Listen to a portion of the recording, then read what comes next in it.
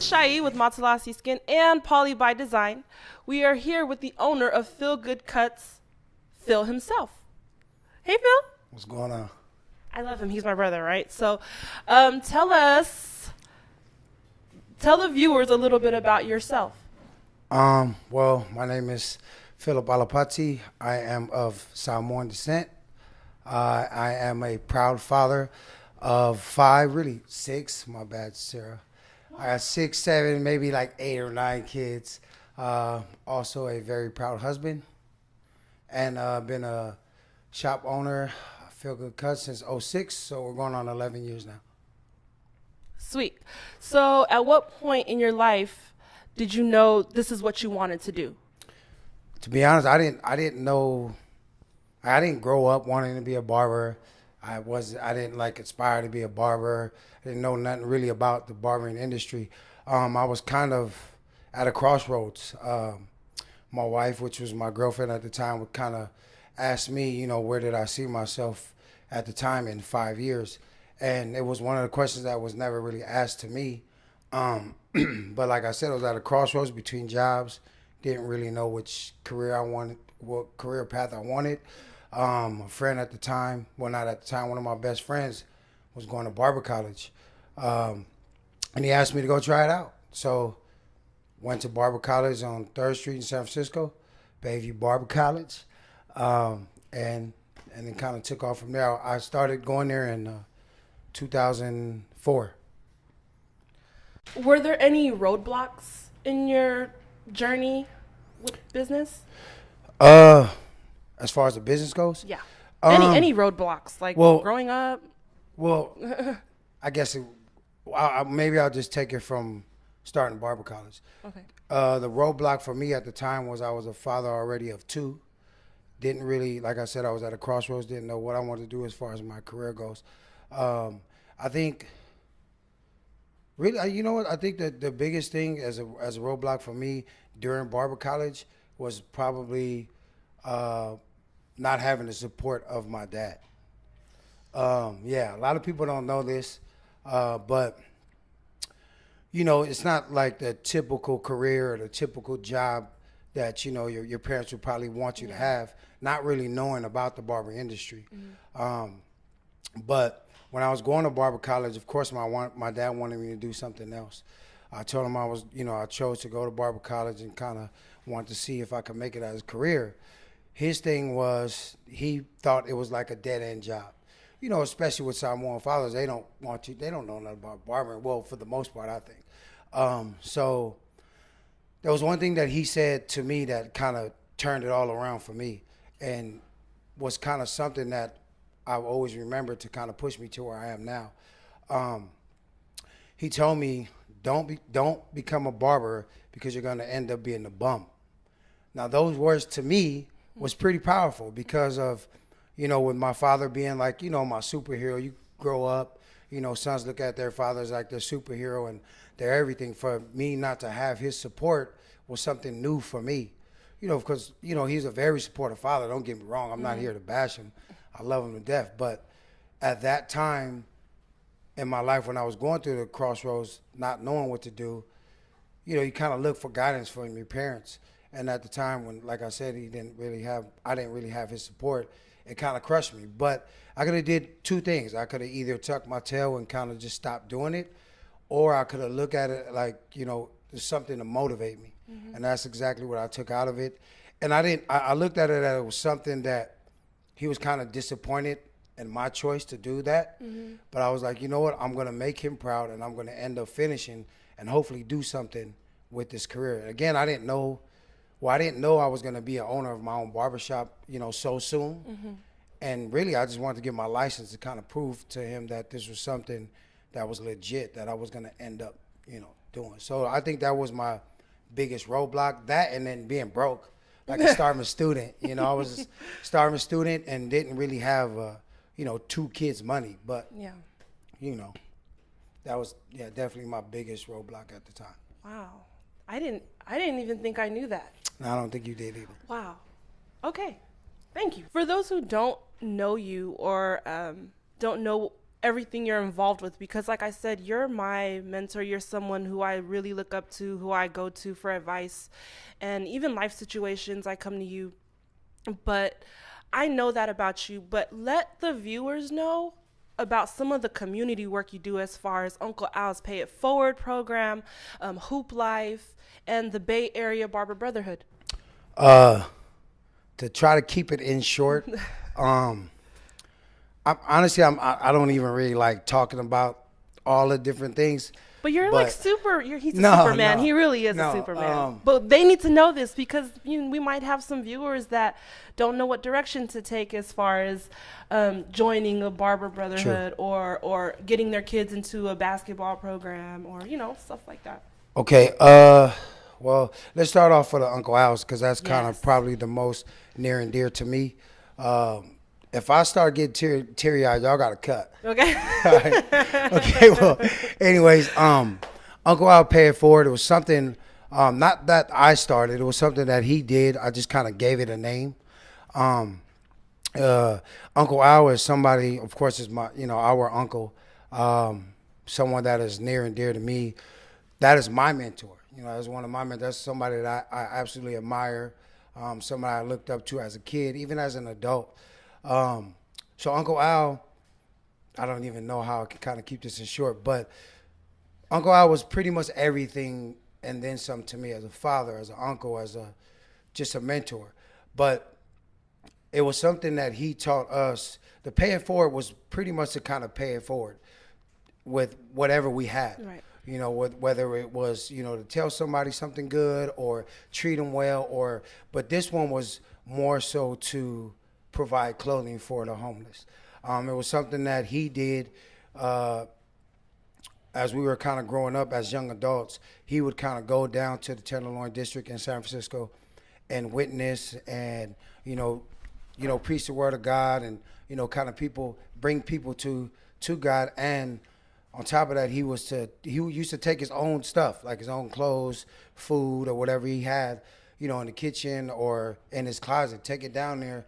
And he was doing these things by himself. Mm-hmm. He would go by himself, and it was just something that we kind of caught on. It was something that he wanted to teach us, for us to be able to do and grow up and kind of hand it down to, our kids and their kids and so on.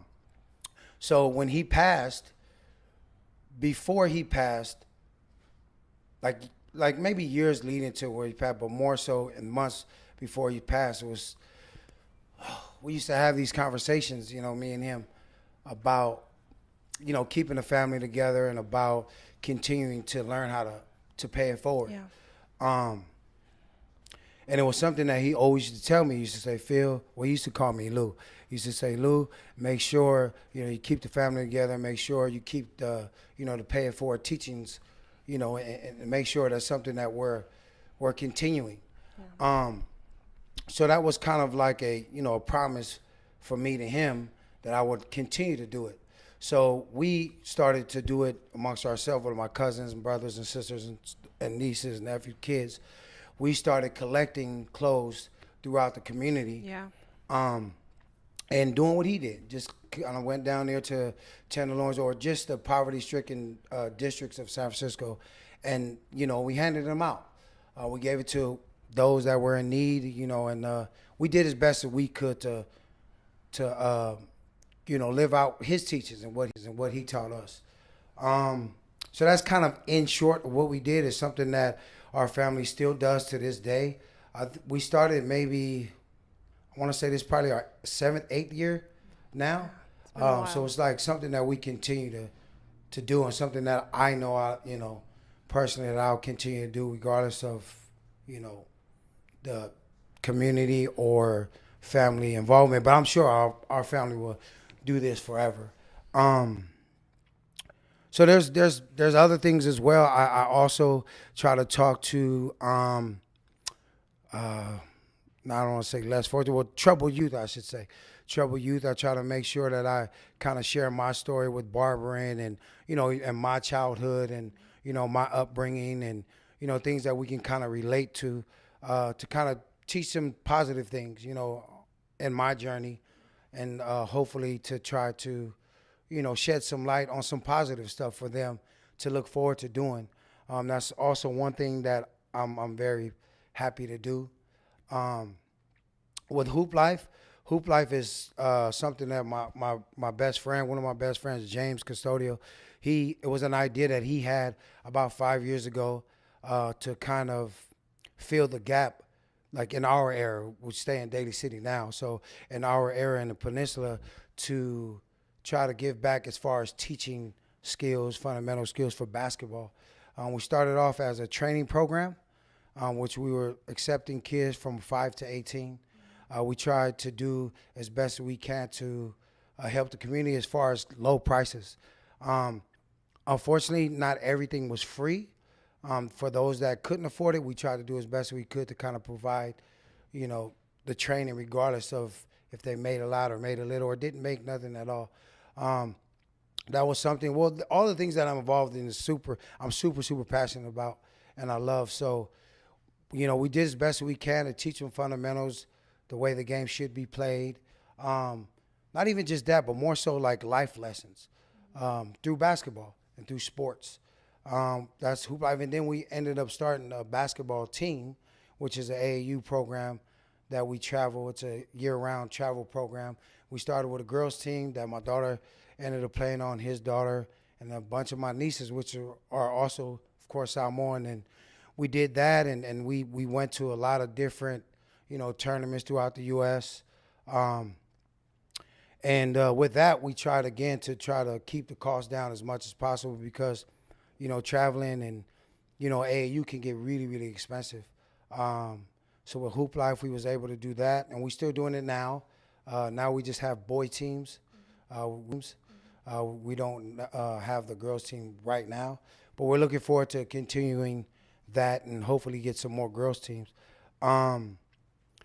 With the BABB, which is the Bay Area Barber Brotherhood, was something that I created along with a couple other guys to start to try to mentor other upcoming aspiring barbers. In short, it was kind of just a bond that we tried to build amongst the Bay Area barbers to be able to have the mentorship for, starving students or even, barbers that's been in the industry for a long time. We also was involved in hair shows. We try to do as best we can to teach others, the profession of barbering. And we also used to do community events where we do back to school cuts, homeless cuts, and things of that nature.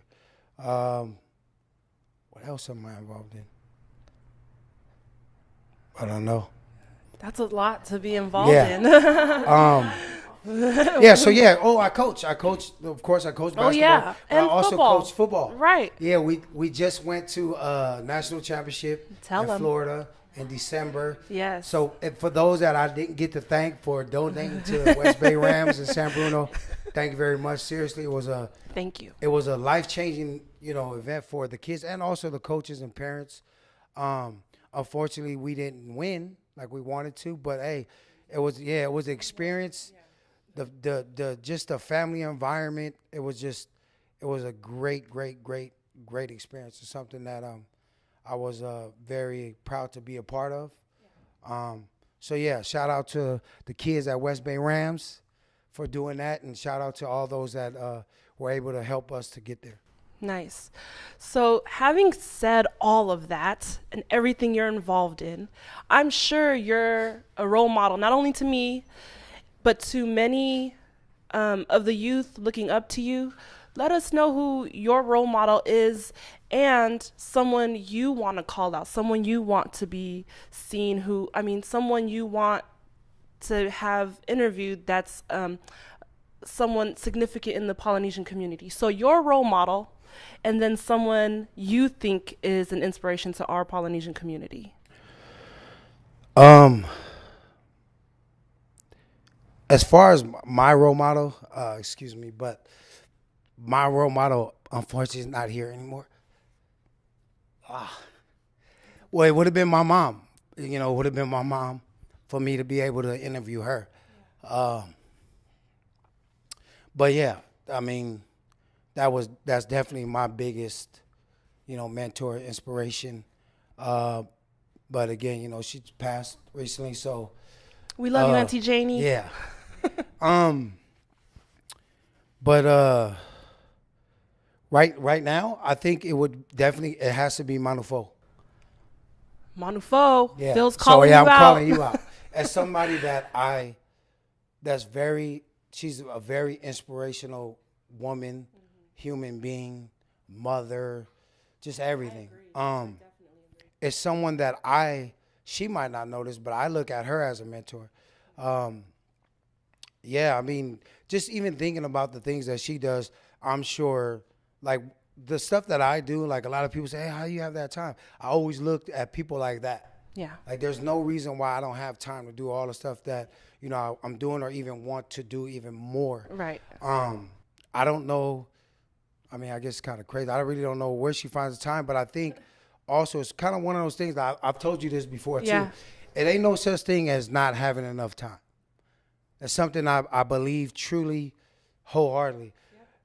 I told her a while back, I said, there's no such thing as not having enough time. If you want it bad enough, you're going to make time. And that's just something that I believe in, like I said, wholeheartedly. So people say, Phil, how do you do this? And, you know, with the 6, 7, 8 kids and, you know, and my wife. And I try to I don't know how I do it, but we just go and live off of passion and faith. But Manufo, I'm coming for you. Nice. So let us all know, how do we get a hold of you? What's your social media handles? Number? He's married, by the way, okay? So stop that. Keep it professional. I'm his sister. He got a million of us. No, I'm just kidding. I'm kind of old school, so I don't unfortunately I don't have a website. We strictly kind of go off of word of mouth. I do have social media though. Okay. Feel Good Cuts. I don't even know how to do all the other stuff, but Feel Good Cuts on IG at Feel Good Cuts. All one, no underscore. Yeah. Yeah, no special nothing. Just okay. Feel Good Cut. Feel Good Cut spelled in as PHILGOOD, not Phil as FEEL. Feel Good Cuts. Feel Good Cuts. I've been Feel Good for a long time, so anybody else that got my name out there, stop. Because I had it even before Feel Good Cuts. You know where I got that from? He used to sing. He's a singer. She just busted me out. Yeah, so one day he'll sing to us. No, he still sings. No. But yeah, Feel Good Cuts on Instagram and also Feel Good Cuts on Twitter. I don't know how you do the You have a Twitter? Yeah, I got a Twitter, but unfortunately I'm not even really, I don't really tweet. Where's my phone at? I don't tweet a lot. But yeah, Feel Good Cuts. Great. Well, I think that's a wrap.